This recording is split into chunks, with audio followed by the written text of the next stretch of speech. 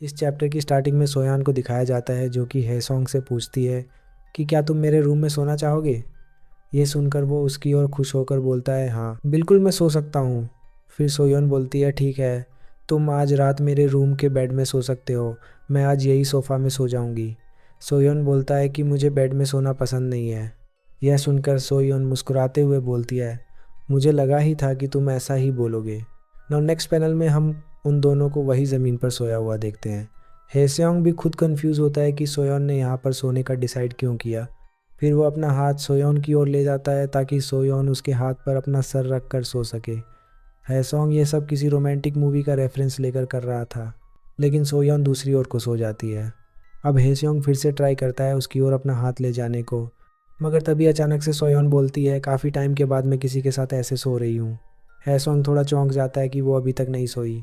वो बोलती है मेरे पेरेंट्स अपने काम की वजह से हमेशा बिजी रहा करते थे, तो वो हमेशा से अपनी बहन के साथ ऐसे सोया करती थी, बट वो 1 साल पहले ही किसी बीमारी की वजह से मर चुकी है।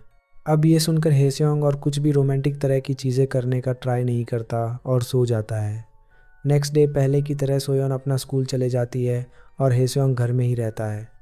वीकेंड के आने में 4 दिन बचे थे जब वो दोनों नाना के दोस्त मिलियनेयर से मिलने जाएंगे।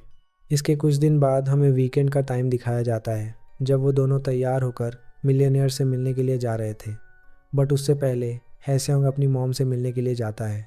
वहाँ पहुँचकर वो देखता है कि एक पुलिस ऑफिसर उसी के घर से बाहर आते हुए दिखाई देता है, जो कि उसकी मॉम से कहता है कि अगर हेसेयोंग आपसे कांटेक्ट करने की कोशिश करेगा तो हमें बता देना, क्योंकि पुलिस को उससे कुछ पूछताछ करनी है। पर तभी उसकी मॉम की नज़र जाती है हेसेयोंग पर, जो कि वही दूर पर खड़ा था, लेकिन वो पुलिस को इस बारे में कुछ नहीं कहती है। जिसके बाद ऑफिसर्स वहाँ से चले जाता है। हेसोंग एक जगह पर बैठा हुआ था जहाँ नाना का दोस्त मिलियनेयर्स आने वाला था।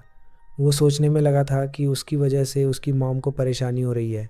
सोयोन उसे समझाती है जल्दी ही उन्हें नाना के खिलाफ एविडेंस मिल जाएगा, जिसके बाद वो अपने घर सेफली जा पाएगा। नाउ कुछ देर बाद वहाँ एक आदमी आते हुए दिखाई देता है जो हेसोंग का गेमिंग आईडी का नाम लेकर उसे ढूंढ रहा था। वो हेसोंग के पास आता है एंड समझ जाता है कि यही उसका ऑनलाइन फ्रेंड वेजी है। वो उससे कहता है तुम तो हेसेयोंग हो। हेसेयोंग बोलता है कि तुम मेरा रियल नेम कैसे जानते हो। वो बोलता है तुम इस तरीके से बाहर कैसे आ सकते हो, तुमने तो नाना के साथ किसी का किडनैप किया था। इतना कहने के साथ यह चैप्टर 13 ख़त्म हो जाता है।